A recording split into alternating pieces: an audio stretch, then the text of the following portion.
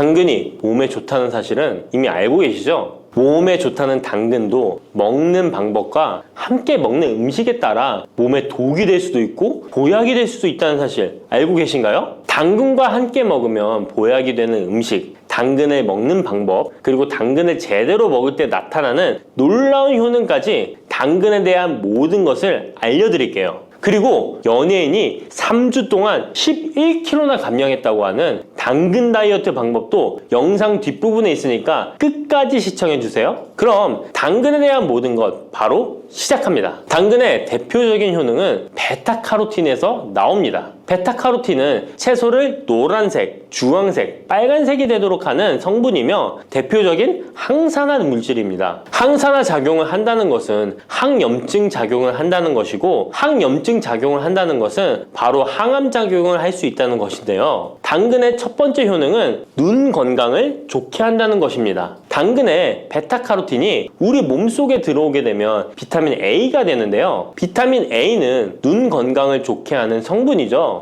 당근을 먹으면 눈이 좋아진다는 말을 많이 들어보셨나요? 눈 건강을 위해 루테인을 드시는 분들이 점점 많아지고 있습니다. 그렇다면 눈에 좋다는 루테인, 영양제를 먹는 것과 당근을 먹는 것은 어떤 차이가 있을까요? 영양제와 당근에는 모두 비타민 A, 루테인, 지아잔틴 등이 들어있어서 시력을 유지하고 눈의 노화를 방지해주며 황반 변성 등의 질환도 예방해줍니다. 당근에는 여기에 비타민 C, 비타민 K, 그리고 필수 미네랄이 더 있어서 항산화 효과 및 뼈 건강에도 도움을 받을 수가 있게 되고요. 우리가 혈액순환이 잘 안 될 때는 루테인 영양제를 드신다고 해도 효과에 한계가 있을 수 있어서 평소에 당근을 좀 더 드셔보시는 걸 추천해드립니다. 두 번째 당근의 효능은 노화 방지입니다. 이것도 베타카로틴의 효능과 관련이 있습니다. 노화가 된다는 것은 몸이 산화가 되고 염증이 많아진다는 것인데요. 염증이 몸 안에 곳곳에서 문제를 일으키게 되는 것이죠. 이런 염증을 없애주는 것이 바로 노화를 방지하는 건데요. 바로 당근의 베타카로틴과 비타민 C에는 강력한 항산화 작용으로 염증을 없애주고 노화를 방지해주는 것입니다. 세 번째 당근의 효능은 장을 건강하게 하고 당뇨를 예방한다는 것입니다. 요즘에 당근 주스 많이들 만들어 드시는데요. 착즙해서 드시는 분들 많으시죠? 약간 아쉬운 것은 착즙하고 남은 찌꺼기는 모두 버린다는 것입니다. 당근은 사실 식이섬유 폭탄이라고도 할 수 있는데요. 당근의 베타카로틴이 혈액 내의 염증을 제거하고 당근의 식이섬유는 장 속의 노폐물을 제거하는 역할을 해줍니다. 장 속의 유산균이 살아가려면 유산균의 먹이가 있어야 되는데요. 이 먹이를 프리바이오틱스라고 합니다. 그리고 프리바이오틱스의 역할을 해주는 것이 바로 당근의 식이섬유입니다. 또한 식이섬유는 당을 흡착하여 배출해주는 효능이 있습니다. 이 효능은 당이 우리 몸에 흡수되는 속도를 늦춰주기 때문에 혈당이 급격하게 오르는 것을 막아주게 됩니다. 이런 과정은 당뇨를 예방하는데 아주 탁월한 효능을 발휘하는 것이죠. 네 번째 당근의 효능은 암을 예방하는 것입니다. 암이 발생하는 여러 이유 중 하나는 염증이 계속해서 발생하기 때문인데요. 폐에 염증이 반복해서 발생하면 폐암이 될 가능성이 높고 위에 염증이 반복해서 발생하게 되면 위암이 될 가능성이 높은 것이죠. 또 한 가지 경우는 혈액순환이 잘 되지 않는 곳에 암이 발생할 가능성이 높아집니다. 혈액순환이 잘 되지 않게 되면 그곳에 영양분이 잘 전달되지 않고 문제가 생겨도 회복이 더디거나 악화가 될 가능성이 높아져서 결국 암으로 발전하게 된다는 것입니다. 이러한 문제들을 해결해주는 것이 바로 항산화 성분이고 당근의 베타카로틴이 강력한 항산화 작용을 하여 암을 예방할 수 있는 것입니다. 간혹 흡연을 하는 분들이 베타카로틴을 섭취하면 폐암의 발병률이 높아진다고 하여 당근 섭취를 꺼리시는 분들이 있는데요. 걱정하지 않으셔도 됩니다. 암 발생은 당근과는 아무런 관련이 없습니다. 폐암이 발생했던 실험군은 당근을 섭취한 것이 아니고 베타카로틴 영양제를 섭취하는 것이었으며 당근을 섭취한 실험군은 오히려 암 발병률이 낮았다는 연구 결과가 있습니다. 다섯 번째 당근의 효능은 치매 예방입니다. 베타카로틴은 뇌혈관에도 작용을 하게 되는데요. 뇌혈관에 쌓이는 베타 아밀로이드를 제거하여 뇌신경을 활성화시켜주는 역할을 해줍니다. 이렇게 뇌신경이 활성화되면 기억력과 학습 능력이 향상되고 치매를 예방할 수 있게 되죠. 치매는 발병이 되면 치료하는 것은 거의 불가능해서 예방이 정말 중요한데요. 치매를 예방하는 데 가장 중요한 것이 혈관을 깨끗하게 하는 것입니다. 당근의 베타카로틴이 혈관을 깨끗하게 해주는 효능이 있으니 당근을 매일 하나씩 꾸준히 섭취하여 치매를 예방하시길 추천드립니다. 6번째 당근의 효능은 바로 다이어트에 효과적이라는 것입니다. 여성 연예인이 당근 다이어트로 3주 동안 11kg을 감량한 사실도 있는데요. 이런 효과를 누릴 수 있는 이유가 당근에 함유된 식이섬유 때문입니다. 풍부한 식이섬유는 포만감을 주고 섭취한 당 성분과 지방 성분을 배출시켜주는 역할을 하기 때문에 다이어트에 탁월한 효능이 있는 것이죠. 그렇다면 연예인이 활용했던 당근 다이어트 레시피 지금부터 알려드릴게요.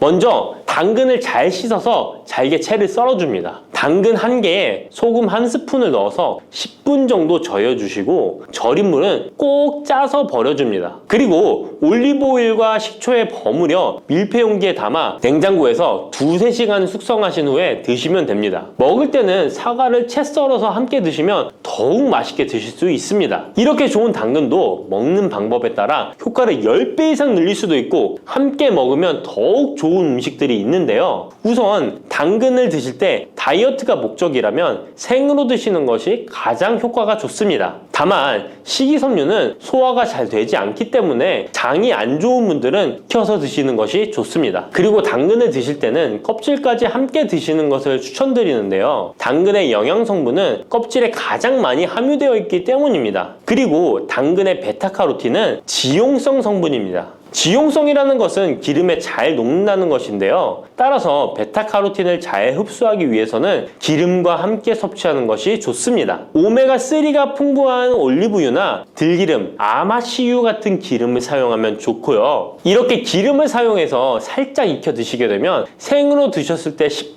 정도 흡수되는 베타카로틴을 70% 정도 흡수할 수 있게 됩니다. 엄청난 차이죠? 기름에 볶을 때 주의사항은 너무 오래 익히지 말고 살짝만 익혀서 드시는 것이 좋습니다. 너무 오래 볶으면 오메가3를 함유한 기름도 산패되어서 문제가 될 수 있기 때문입니다. 다음으로 함께 먹으면 좋은 음식들을 알려드릴게요. 몇 년 전부터 유행하고 있는 주스 있잖아요. ABC 주스라고 하는데요. 들어가는 재료는 사과, 비트, 그리고 당근이죠. 이 3가지를 함께 갈아서 주스로 마시면 항산화 폭탄 주스를 마시게 되는 것인데요. 이 3가지 중에서 비트의 효능이 혈관을 확장시켜주는 역할을 합니다. 풍부한 항산화 성분들이 확장된 혈관을 따라 온몸 구석구석에 공급되어 혈관을 깨끗하게 하고 염증을 제거하여 각종 질병을 예방할 수 있게 되는 것이죠. 다만 비트에는 옥살산이 함유되어 있어서 신장의 결석을 유발할 수 있기 때문에 신장이 약하신 분들은 약간의 주의가 필요하고요. 그래서 요즘엔 이 비트를 빼고 사과, 양배추, 당근 이렇게 3가지를 넣은 ACC 주스를 많이 드시는데요. 양배추는 우리 몸의 진액을 보충해줘서 점막을 촉촉하게 해주는 효능이 있어서 외부로부터 들어오는 바이러스와 이물질을 배출시켜주는 탁월한 효능이 있습니다. 그리고 항암 효과를 극대화시켜줄 수 있는 음식도 알려드릴게요. 바로 브로콜리와 단호박을 당근과 함께 드시면 됩니다. 3가지를 생으로 드시는 것보다 찜기에 쪄서 드시면 흡수율을 훨씬 높일 수 있고요. 올리브 오일과 약간의 소금을 넣고 물과 함께 섞어서 드시면 맛도 좋고 건강에도 좋은 강력한 항암 주스로 드실 수 있습니다.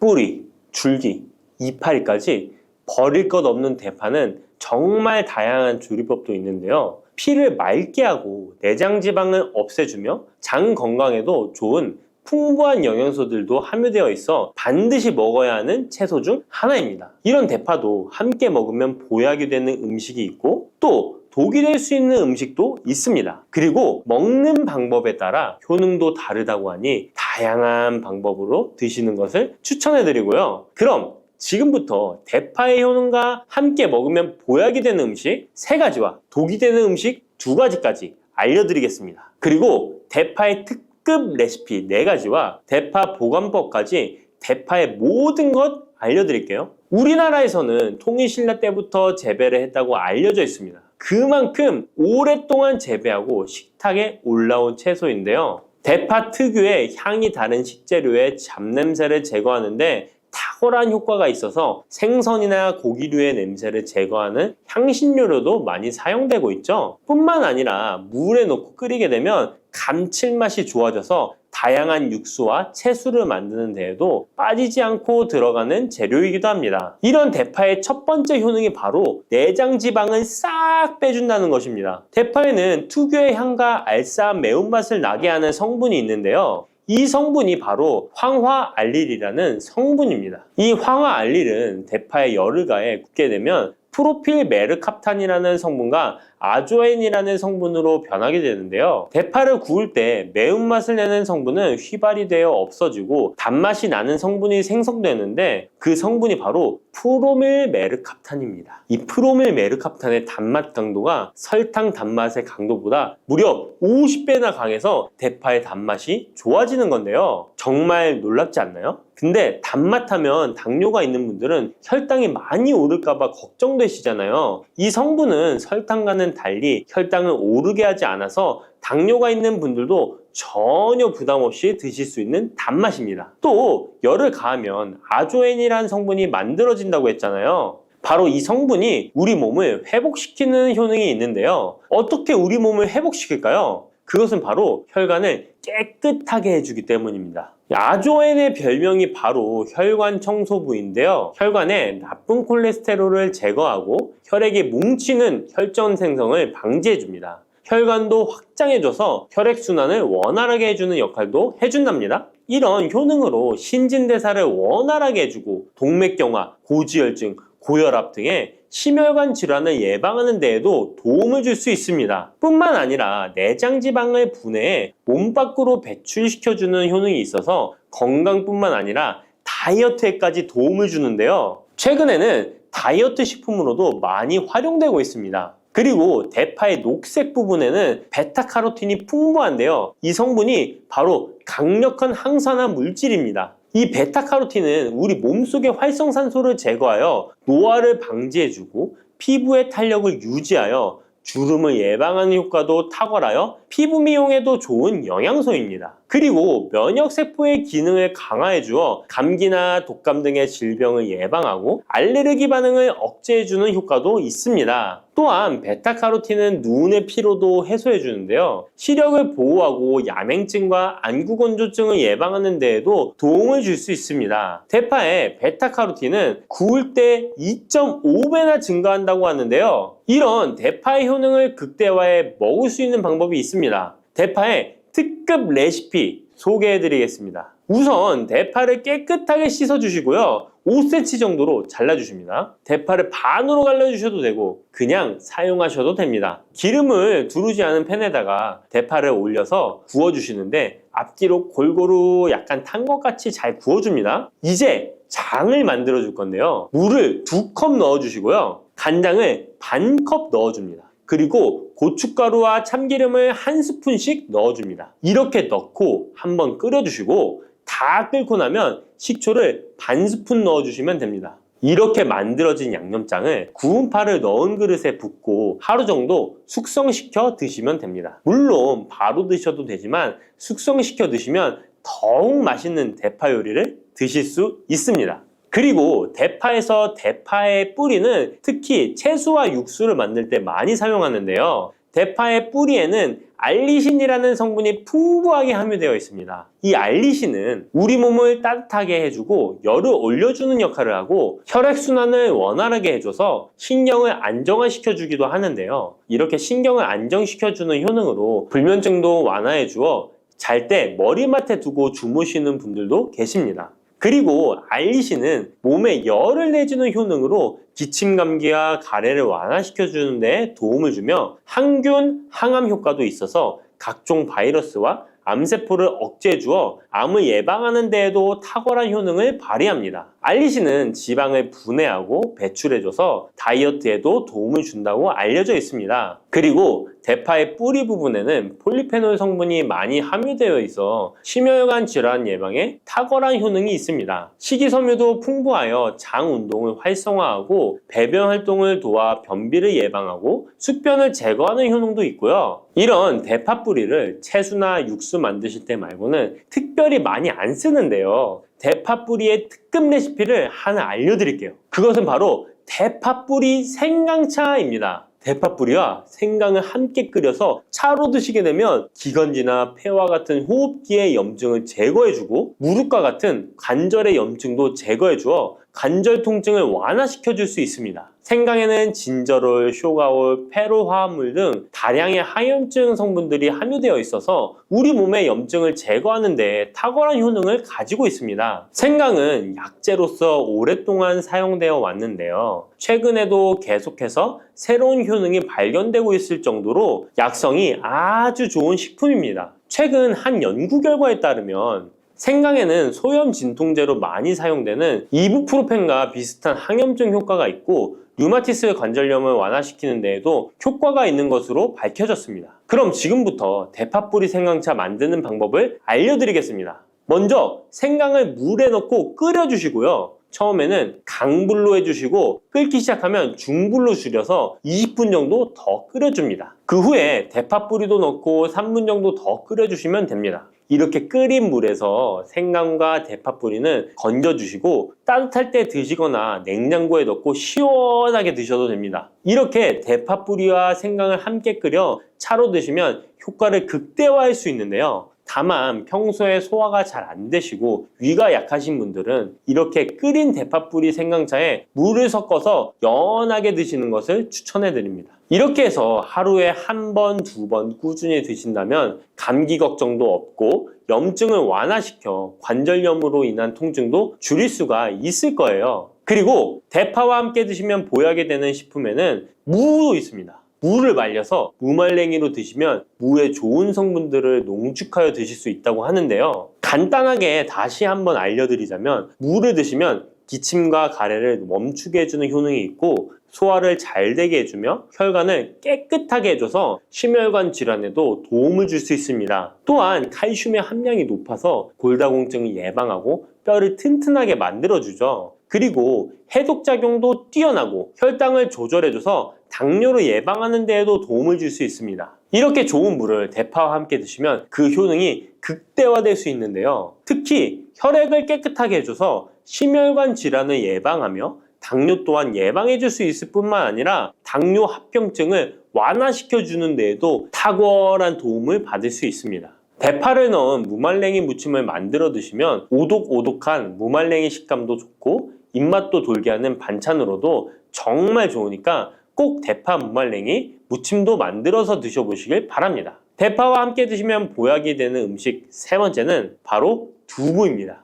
이 대파와 두부가 만나면 우리 몸에 에너지를 공급하여 활력이 넘치도록 도와줍니다. 그 이유는 바로 대파의 알리신 성분과 두부의 비타민 B1이 만나면 알리티아민으로 전환이 되는데요. 이 알리티아민이 비타민의 체내 흡수율을 높여주고 신진대사를 촉진해서 우리 몸의 피로를 회복하고 에너지를 불어넣어 주기 때문입니다. 그럼 여기서 대파 두부조림 맛있게 만들어 드시는 특급 레시피 알려드릴게요. 먼저 잘 씻은 대파를 어슷썰기로 썰어주시고요. 두부는 정사각형으로 깍둑 썰기를 해줍니다. 먼저 두부를 기름을 두른 팬에 구워주시고요. 노릇노릇해지면 썰어놓은 대파를 넣어줍니다. 간장을 2스푼 넣어주시고요. 고소한 참깨도 뿌려서 잘 익혀주시면 대파 두부조림 완성입니다. 정말 맛있겠죠? 이렇게 만든 대파 두부조림을 드시고 활력 넘치는 하루를 보내실 수 있을 거예요. 대파와 함께 드시면 보약이 되는 음식 네 번째 알려드릴게요. 그것은 바로 대파 팽이버섯 무침입니다. 이 팽이버섯은 버섯 중에서도 버섯 키토산의 성분이 가장 많이 함유되어 있을 뿐만 아니라 식이섬유가 정말 풍부하게 함유되어 있는데요. 버섯 키토산은 혈액 속의 지방을 분해하고 콜레스테롤을 제거해 고혈압, 동맥경화, 심장병 같은 심혈관 질환을 예방할 뿐만 아니라 체내 지방을 흡착하여 배출시켜 주어 내장 지방을 줄여주는 데에도 탁월한 효능이 있습니다. 또한 체내의 중금속의 배출을 돕고 간 건강을 돕는 효능도 있다고 알려져 있고요. 그리고 풍부한 식이섬유가 배변 활동을 도와서 숙변을 제거하는 데에도 큰 도움을 줍니다. 하지만 이 팽이버섯의 세포벽은 단단하기 때문에 그냥 드시게 되면 좋은 성분을 흡수하기가 힘든데요. 열을 가하게 되면 세포벽이 깨지면서 영양 성분의 흡수율을 높일 수 있습니다. 이런 팽이버섯과 대파를 함께 드시게 되면 내장 지방을 제거하고 혈관을 깨끗하게 하는데 탁월한 음식이 되는데요. 먼저 팽이버섯의 밑둥은 잘라버리시고요. 팽이버섯을 적당한 크기로 잘 썰어줍니다. 그리고 흐르는 물에 잘 씻어줍니다. 그리고 대파는 어슷썰기로 잘게 썰어주시고요. 적당한 용기에 계란을 풀어주세요. 팽이버섯과 대파를 넣어서 잘 섞어주고 소금 한 꼬집을 넣어 간을 해줍니다. 이제 잘 달궈진 팬에 기름을 두르고 붙여주시면 됩니다. 정말 쉽죠? 그런데 이렇게 좋은 대파도 함께 드시면 안 되는 음식이 있습니다. 대파와 함께 드시면 안 되는 음식 첫 번째는 바로 꿀입니다. 대파와 꿀은 두 가지 다 몸에 열을 올려주는 효능이 있습니다. 한의학에서는 대파와 꿀을 함께 먹으면 위장에 탈이 나고 더부룩한 현상이 나타날 수 있다고 하는데요. 대파와 꿀을 함께 먹으면 위에서 소화액 분비를 억제하여 소화불량을 유발할 수 있기 때문인데요. 또한 꿀은 알레르기 반응을 일으킬 수 있는데 대파와 함께 먹으면 알레르기 반응이 더 악화될 수 있다는 것을 알아두시면 좋고요. 꼭 기억하셔서 대파와 꿀은 함께 드시지 않기를 추천합니다. 또 대파와 함께 드시면 안 되는 음식은 미역입니다. 미역과 대파 둘 다 알긴산이라는 성분이 있는데 이 알긴산은 미끌거리는 식감이 있습니다. 함께 드시게 되면 식감이 안 좋은 이유도 있지만 식감보다도 더 중요한 이유가 있습니다. 왜냐하면 파에는 인과 유황 성분이 있기 때문인데요. 미역과 파를 함께 드시게 되면 파의 인과 유황 성분이 미역에 함유된 칼슘의 흡수를 방해하게 됩니다. 미역에는 칼슘 함량이 높아서 골다공증 예방에 좋은 효능이 있는데 이 효과를 떨어뜨리게 되는 것이고요. 미역국을 끓일 때 대파로 채수를 내어 시원한 미역국을 끓여 드시는 분들이 계신데 절대 미역국을 끓일 때 대파는 사용하지 않으셔야 합니다. 자, 다음으로는 대파 보관하는 법을 알려드릴게요. 대파를 한 단 사면 양이 많아 한 번에 드시지 못하는 경우가 많은데요. 대파를 보관하실 때는 씻지 않고 흙이 묻은 채 보관하는 것이 좋지만 사용하기 불편하기 때문에 씻어서 보관하는 방법 알려드릴게요. 우선 잘 씻은 대파를 줄기와 잎부분으로 나눠 잘라주시고요. 물기를 제거하고 키친타올을 넣은 지퍼백에 줄기와 잎부분을 나눠 담아 냉장고에 보관해 주시면 됩니다. 이렇게 하시면 2주에서 3주 정도는 보관 가능하시고요. 더 장기간 보관하시려면 냉동을 하시면 되는데 냉동 보관하시려면 대파를 사용하기 원하는 크기대로 잘라서 지퍼백에 넣어 냉동하시면 됩니다. 이렇게 하시면 냉동된 대파를 꺼내서 요리하실 때 바로 사용하실 수 있을 겁니다. 시래기 다들 좋아하시나요? 저는 된장국 중에 시래기를 넣은 시래기 된장국이 제일 맛있더라고요. 겨울철에 자주 먹는 음식 재료인 시래기는 예로부터 한국인의 밥상에 올라온 식재료라 매우 친숙하죠. 시래기는 주로 무청이나 배춧잎을 말려서 만든 것으로 과거 우리나라가 가난하던 시절 겨울철 채소로 밥상에 중요한 역할을 해왔을 뿐만 아니라 지금은 특유의 향과 식감으로 꾸준히 많은 사랑을 받고 있는데요. 시래기는 맛뿐만 아니라 몸에 좋은 성분까지 가득한 건강식품이라는 것 알고 계셨나요? 시래기의 놀라운 영양 성분과 효능 알려드릴게요. 첫 번째, 시래기의 효능은 바로 뼈 건강에 매우 좋다는 것입니다. 시래기와 뼈 건강 잘 연관지어지지 않는데요. 시래기에는 100g당 칼륨 함유량이 우유의 3배나 된다는 사실 놀랍지 않나요? 이렇게 시래기에는 칼슘이 풍부하게 들어있어서 뼈를 튼튼하게 유지하는 데 도움을 주는데요. 뼈 건강에 칼슘이 좋은 역할을 한다는 것은 다들 아시죠? 시래기는 칼슘뿐만 아니라 뼈 건강에 필수적인 비타민 D와 비타민 K도 함유되어 있어요. 비타민 D는 뼈의 칼슘 합성을 도와주고 비타민 K는 뼈의 형성과 유지에 중요한 역할을 해주는데요. 비타민 K는 오스테오칼신이라는 단백질의 생성을 촉진하여 뼈의 형성을 돕고 뼈의 분해를 억제하여 뼈 손실을 예방하는 효과가 있는 거죠. 그래서 시래기를 꾸준히 섭취하면 칼슘과 함께 다양한 미네랄들이 뼈에 좋은 영향을 미쳐 건강한 뼈를 유지하는 데 효과적입니다. 시래기를 잘 익혀서 먹으면 더 흡수율도 좋아지는데요. 이는 뼈 건강에 아주 중요한 부분이라고 할 수 있습니다. 특히 중년과 노년층에서는 뼈 밀도가 낮아져 골다공증이나 골절 위험이 높아지기 때문에 칼슘을 충분히 섭취하는 것이 중요합니다. 두 번째, 시래기는 장 건강에 좋은 영향을 미칩니다. 시래기는 식이섬유가 매우 풍부한 식품인 거 다들 아시죠? 시래기는 무청을 말린 것인데요. 그늘에 말리기만 했을 뿐인데 식이섬유가 무청의 4배 정도 된다는 사실, 참 신기하죠? 시래기에 함유된 식이섬유는 장 내에서 물과 함께 팽창하여 변을 부드럽게 만들어주어 장 운동을 원활하게 도와주는데요. 이러한 작용은 장의 연동 운동을 촉진시키고 변비 예방에도 장 건강을 유지하는데 효과적입니다. 또한 시래기는 장내 유익한 세균에게 영양을 공급하는 역할도 하는데요. 장내 유익한 세균은 시래기의 식이섬유를 먹고 번식하며 또 장에 좋은 유익균들이 자랄 수 있는 환경을 만들어주고, 이는 장내 세균의 다양성과 균형을 유지하는 데 도움을 줍니다.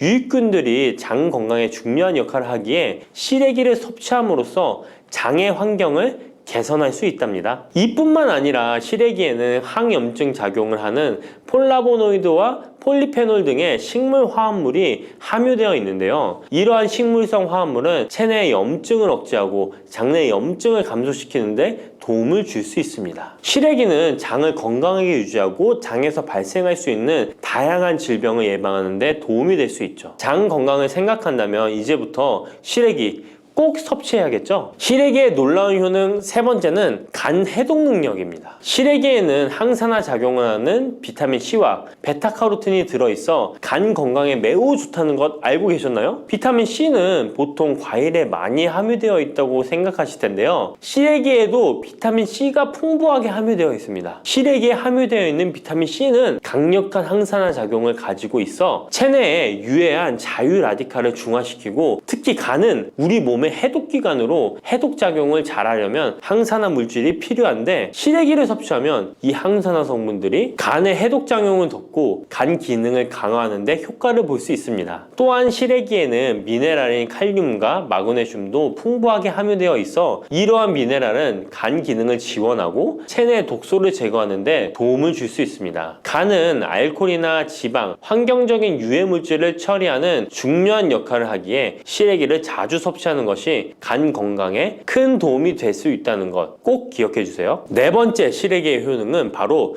혈관 건강에 좋은 것입니다. 시래기에는 다양한 영양소가 들어있는데 특히 혈압을 안정시키는 데 도움을 줄 수 있는 칼륨이 많이 들어있습니다. 칼륨은 나트륨을 체외로 배출시키는 역할을 하여 혈압을 조절하는 데 도움을 주고, 또한 시래기에는 비타민 K도 포함되어 있는데요. 비타민 K는 혈액 응고를 조절하고 혈관을 건강하게 유지하는 데 중요한 역할을 합니다. 고혈압은 혈관 건강에 해로운 영향을 미칠 수 있으므로 칼륨이 풍부한 시래기를 섭취하면 혈압을 조절하여 혈관 건강을 유지할 수 있습니다. 국립농업과학원에서 시래기를 가지고 연구를 진행했는데요. 시래기를 5주 동안 꾸준하게 섭취한 실험쥐군들의 혈압이 일반 대조군 쥐들에 비해 혈압이 23% 유의미하게 감소했다는 결과입니다. 특히 혈압을 걱정하시는 노년분들은 시래기를 꾸준히 섭취하면 혈관 건강을 지키고 고혈압이나 동맥경화 같은 질병을 예방하는 데 도움을 줄 수 있겠죠? 몸에 좋은 시래기, 이것 까먹으면 찰떡궁합인 거 아시나요? 시래기와 함께 먹으면 좋은 음식들 바로 알려드릴게요. 시래기와 잘 어울리는 음식 첫 번째는 두부입니다. 시래기와 두부는 아주 잘 어울리는데요. 두부는 식물성 단백질이 풍부하고 식이섬유, 비타민, 미네랄 등 다양한 영양소가 풍부한 시래기와 함께 먹으면 서로 보완되는 환상의 조합이죠. 두부의 부드러운 맛과 시래기의 아삭한 식감이 조화를 이루어 맛있고 건강한 한 끼를 완성할 수 있습니다. 시래기와 두부는 모두 뼈 건강에 좋고 단백질과 칼슘을 동시에 섭취할 수 있어 노년층에게 특히 좋은 조합이라고 할 수 있는데요. 된장국을 끓이실 때 두부와 시래기를 넣어 조리하면 고소한 된장과 부드러운 두부, 그리고 시래기의 식이섬유가 서로 조화를 이루면서 소화도 잘 되고 영양도 풍부하답니다. 다른 조리 방법으로는 시래기 두부찜도 있는데요. 시래기와 두부를 함께 찜통에 넣어 찐 후에 간장, 다진 마늘과 파, 참기름 등의 양념을 넣어 시래기에 잘 묻힌 뒤 양념된 시래기를 쪄둔 두부에 돌돌 말아주는 건데요. 이렇게 요리에 드시면 부드럽고 고소한 맛이 일품이랍니다. 두 번째, 시래기와 어울리는 한상의 궁합 음식은 바로 버섯입니다. 버섯은 저칼로리이면서도 식이섬유, 미네랄이 풍부한데요. 또한 항산화 물질도 많아 면역력 강화에 매우 좋고 다이어트와 건강에 좋은 음식이죠. 버섯에는 비타민 D가 풍부해 뼈 건강에 좋고 항암 효과도 있다고 알려져 있고 버섯 또한 칼륨이 함유되어 있어 혈압을 조절하는 데 도움을 줍니다. 시래기와 버섯을 함께 조리하면 서로의 영양이 보완되고 잘 결합되어 더욱 건강한 요리를 만들 수 있습니다. 시래기와 버섯을 함께 넣고 찌개나 국을 만들면 시래기의 깊은 맛과 버섯의 향긋하고 고소한 맛이 어우러져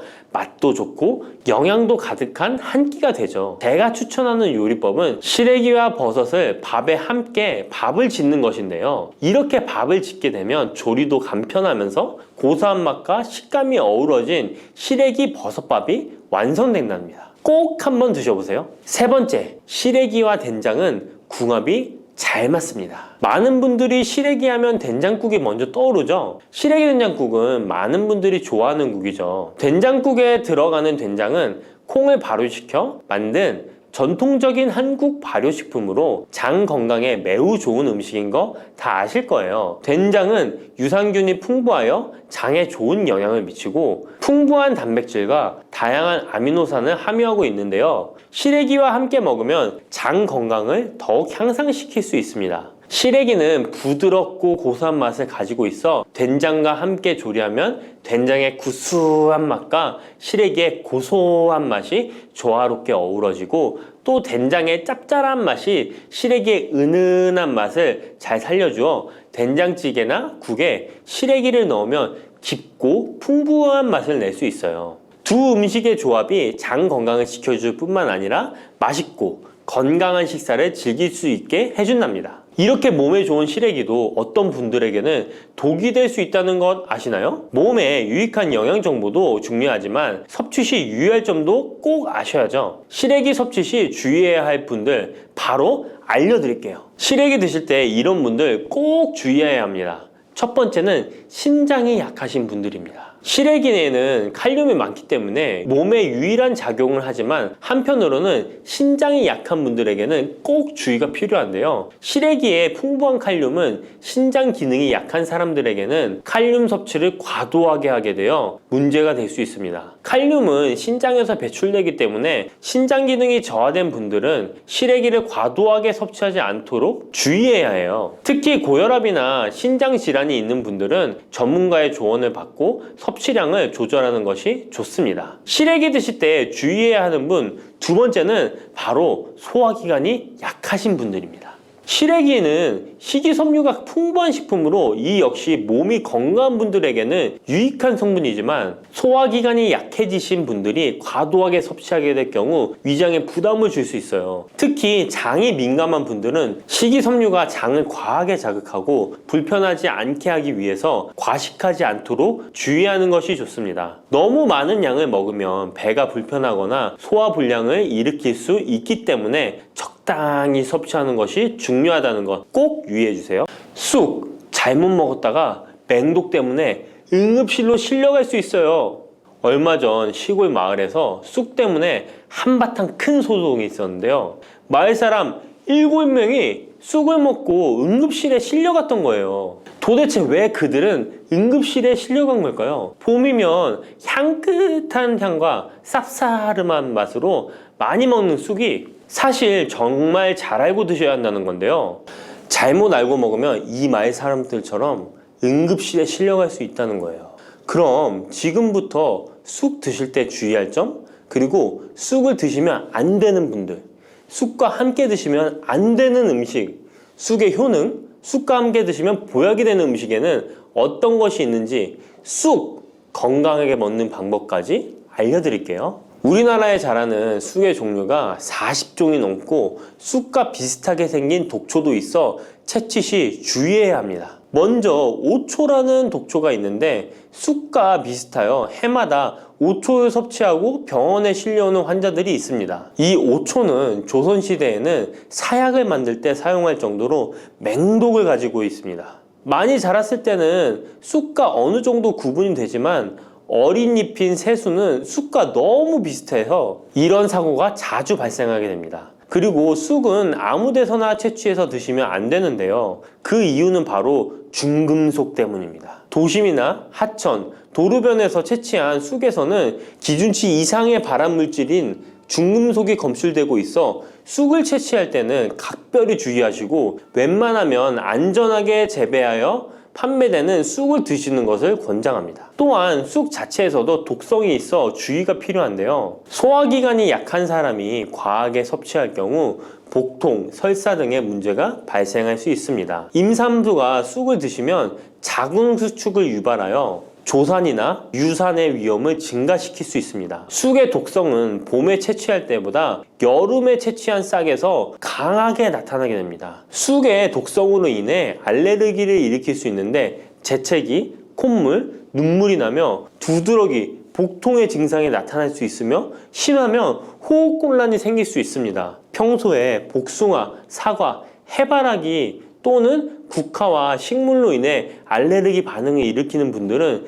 특별히 주의하셔야 합니다. 몸에 열이 많은 분들도 쑥을 함부로 드시면 안 됩니다. 쑥이 몸에 좋다고 하여 계피, 대추 또는 각종 야채를 넣어 차를 끓여 드시기도 하고 물 대신 드시거나 쑥즙을 내어 드시는 분들이 계신데요. 평소 몸에 열이 많은 분들은 절대 이렇게 드시면 안 됩니다. 한의학에서 생쑥은 따뜻하고 익힌 쑥은 뜨겁고 매운 성질을 가지고 있는 식물이라고 합니다. 몸에 열이 많은 분들이 쑥을 저렇게 드시면 몸에 지나치게 많은 열이 발생해 특히 가슴과 머리 쪽으로 올라가게 되는데 이 열로 인해 혈압이 올라가고 심장병의 원인이 될 수도 있습니다. 이런 쑥을 드실 때는 함께 먹는 음식도 중요한데요. 절대로 함께 드시면 안 되는 음식은 우유입니다. 요즘 쑥을 이용해 케이크도 만들고 음료로 쑥 라떼 같은 것도 인기가 높은데요. 쑥의 효능들이 우유와 함께 먹으면 전부 사라지게 되는데요. 우유의 카제인 단백질이 쑥에 있는 폴리페놀과 결합하여 몸에 흡수되지 않고 배출되도록 만들기 때문입니다. 따라서 아무리 좋은 쑥도 우유와 함께 드시면 전혀 소용이 없다니 정말 아쉽죠. 이때 한 가지 방법이 있습니다. 우유 대신 아몬드유나 오트밀 같은 대체유를 사용하시면 이런 문제는 바로 해결이 가능해요. 그렇다면 쑥은 이렇게 주의할 점만 있을까요? 당연히 쑥에는 우리 몸에 좋은 효능들이 많은데요. 쑥의 효능 4가지 바로 알아볼게요. 첫 번째, 쑥의 효능은 염증 제거에 탁월한 효능을 발휘합니다. 쑥은 예로부터 약초로 많이 사용되어 왔고 현대 한의학에서도 쑥은 약재로 많이 사용하고 있습니다. 특히 쑥은 민간요법으로 상처에 붙여 감염을 방지하거나 혈관 내의 염증을 제거하는 데 사용되었는데요. 이러한 쑥의 사용법은 과학적으로도 올바른 방법으로 인정되고 있습니다. 이러한 항염증 효능은 쑥에 함유된 타닌 성분 때문인데요. 타닌은 몸속에 유해물질을 배출하는 데 도움을 주며 쑥 특유의 떫은 맛을 내는 역할도 하지만 항염, 항알러지 작용으로 아토피와 같은 알러지 체질을 개선하는 데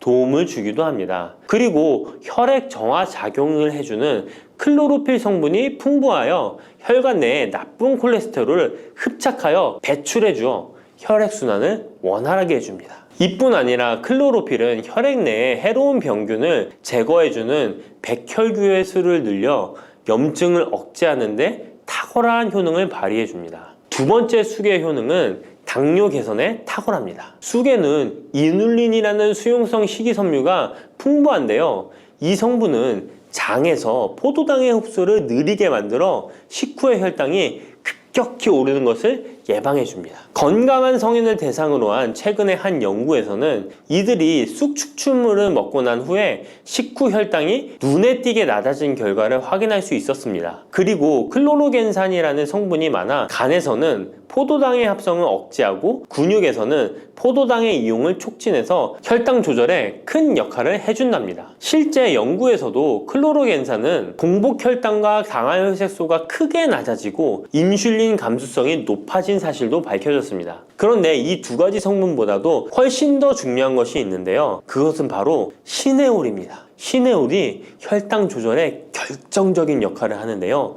췌장의 베타세포를 자극하여 인슐린 분비를 촉진시키며 말초 조직에서는 인슐린 감수성을 높이는 역할을 합니다. 시네올 말고도 쑥에는 이눌린, 클로로겐산, 폴리페놀 등 여러 생리활성 물질들이 복합적으로 작용해서 당뇨를 개선하는 효과를 나타내는 것이랍니다. 세 번째 쑥의 효능은 몸을 따뜻하게 해주는 역할입니다. 당뇨 개선에도 도움을 주는 시네올은 특유의 향을 내며 몸을 따뜻하게 해주는 효과가 있습니다. 시네올은 혈액순환을 촉진하고 면역력을 강화하는 데 도움을 주는데요. 특히 손발이 찬 수족냉증을 개선하는 데 효과적이며 신진대사를 원활하게 해주어 생리통, 생리불순 등의 여성 질환을 완화시키는 데에 큰 역할을 해줍니다. 쑥의 따뜻한 성질이 혈액순환을 촉진시키고 자궁의 기능을 강화해주기 때문이랍니다. 네 번째 쑥의 효능은 장을 건강하게 하여 변비를 예방하고 소화불량을 해결하는 데 도움을 주는 것입니다. 쑥에는 시금치보다 무려 3배나 많은 식이섬유를 가지고 있어 장 운동을 촉진하고 변비 및 숙변 제거에 탁월합니다. 또한 시네올은 위장 점막의 염증을 완화하고 위장 내 유해균을 제거하여 소화장애를 예방하는 데 도움을 줍니다. 그리고 쑥에 함유된 비타민 A는 장내의 점막을 보호하여 장 건강을 유지하는 데 도움을 주며 항산화 작용에 뛰어난 비타민 C는 장내 유해균을 제거해 주어 장내 환경을 건강하게 해줍니다.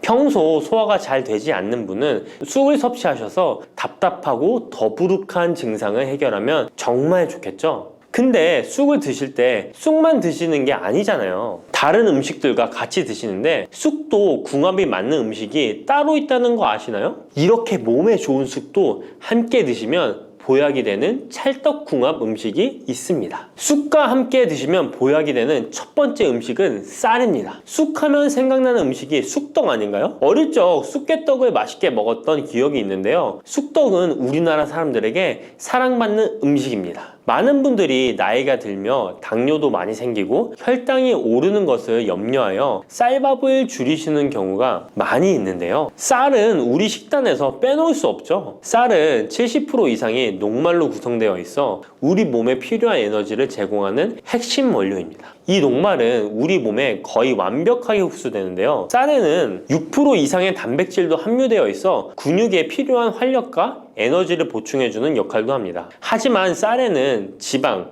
식이섬유, 미네랄, 비타민이 다소 부족하다는 단점이 있는데 쑥과 함께 드시면 이런 문제는 바로 해결됩니다. 쑥은 칼슘이 풍부하여 뼈를 튼튼하게 할 뿐만 아니라 많은 비타민을 갖고 있어 쌀의 부족함을 채워줍니다. 두 번째, 쑥과 함께 드시면 보약이 되는 음식은 브로콜리입니다. 쑥과 브로콜리를 함께 드시면 염증과 항암에 놀라운 효능을 갖게 되는데요. 브로콜리는 건강에 좋은 채소라는 사실은 이미 잘 알고 계실 거예요. 그런데 쑥과 함께 드시면 그 효과는 폭발적으로 향상되는데요.